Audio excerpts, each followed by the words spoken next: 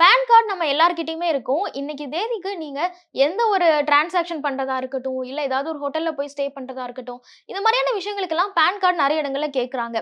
அப்படி எதுக்கெல்லாம் pan card கேட்கலாம், எதுக்கெல்லாம் பேன் கார்டு தேவையில்ல அப்படின்னு கூடிய விரைவிலேயே நெறைய ரெகுலேஷன்ஸ்லாம் வர இருக்கு. அது ஏப்ரல் 1ஆம் தேதியிலேருந்து வரதுக்கு வாய்ப்புகள் இருக்கு அப்படின்னும் சொல்றாங்க.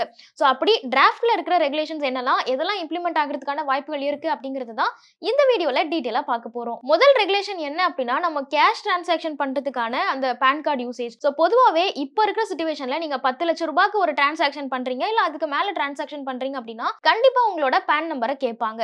ஆனா இனிமேல் வரப்போற இந்த புதிய ரெகுலேஷன்ஸ்ல 10 லட்சம் ரூபாய்லாம் இல்ல, நீங்க 50,000 ரூபாய் டிரான்சாக்ஷன் பண்ணாலே, இல்ல 50,000 ரூபாய்க்கு மேல டிரான்சாக்ஷன் பண்ணாலே கண்டிப்பா உங்களோட பேன் நம்பர் கேட்பாங்க அப்படிங்கறத கூடிய விரைவில் இம்ப்ளிமெண்ட் பண்ண போறாங்க அப்படிங்கறத சொல்றாங்க. ரெண்டாவது, நீங்க இந்தியால ஒரு மோட்டார் வெஹிக்கிள் பர்ச்சேஸ் பண்றீங்க அப்படின்னு வச்சுக்கோங்க.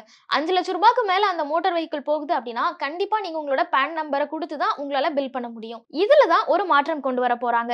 இனிமேல் 5 லட்சம் ரூபாய் அப்படிங்கிற லிமிட்டே கிடையாது. நீங்க இந்தியால எந்த மோட்டார் வெஹிக்கிள் வாங்கினாலும் கண்டிப்பா உங்களோட பேன் நம்பர் அதுக்கு கொடுக்கணும் அப்படின்னு புது ரெகுலேஷன்ஸ் கொண்டு வர போறாங்க. மூணாவது ரெகுலேஷன் என்ன அப்படின்னா, நீங்க ஒரு ஹோட்டல்லையோ இல்ல ரெஸ்டாரண்ட்லயோ இல்ல ஏதாவது ஒரு கன்வென்ஷன் ஹால்லயோ ஒரு ரூம் புக் பண்றீங்க, ஒரு ஈவென்ட் ஆர்கனைஸ் பண்றீங்க அப்படின்னா அதோட பில்லிங் அமௌண்ட் 50,000 ரூபாவை தாண்டினாலே இது வரைக்கும் நீங்க கண்டிப்பா உங்களோட பேன் நம்பரை சப்மிட் பண்ணணும்.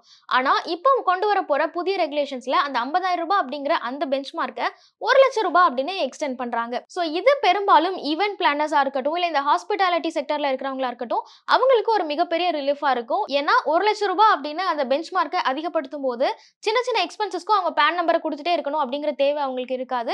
சோ இதுக்கு முன்னாடி 50,000 ரூபாய் அப்படின்னு இருந்த இந்த பெஞ்ச்மார்க்கை இப்போ 1 லட்சம் ரூபாய் அப்படின்னு எக்ஸ்டெண்ட் பண்றாங்க. அடுத்த சேஞ்ச் என்ன அப்படின்னா, நீங்க ரியல் எஸ்டேட் சம்பந்தமா என்ன ஒரு டிரான்சாக்ஷன் பண்ணாலும் சரி, இதுக்கு முன்னாடி நீங்க 10 லட்சம் ரூபாய்க்கு மேல டிரான்சாக்ஷன் பண்ணாலே கண்டிப்பா உங்களோட பேன் நம்பரை கொடுக்கணும். ஆனா இப்போ இந்த த்ரெஷோல்ட அதிகப்படுத்தி 20 லட்சம் ரூபாய் அப்படின்னு எக்ஸ்டெண்ட் பண்றாங்க.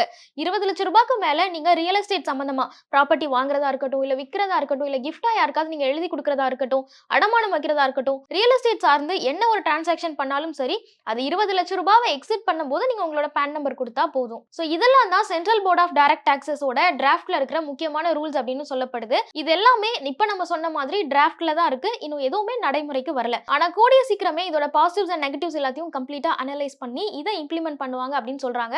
ஈவன் ஏப்ரல் 1ஆம் தேதியில இருந்து கூட இது நடைமுறைக்கு வரதுக்கான வாய்ப்புகள் இருக்கு அப்படின்னு சொல்றாங்க. நீங்க நம்ம முன்னாடியே மென்ஷன் பண்ண டிரான்சாக்ஷன்ல எதையாவது அடிக்கடி யூஸ் பண்ற ஒரு பர்சனா இருந்தீங்க அப்படின்னா உங்களோட டிரான்சாக்ஷனுக்கு இந்த பேன் கார்டு த்ரெஷோல்ட் என்ன அப்படிங்கறத ஞாபகம் வச்சுக்கோங்க. அதுக்கேத்த மாதிரி உங்களோட டிரான்சாக்ஷன்ஸை பிளான் பண்ணுங்க.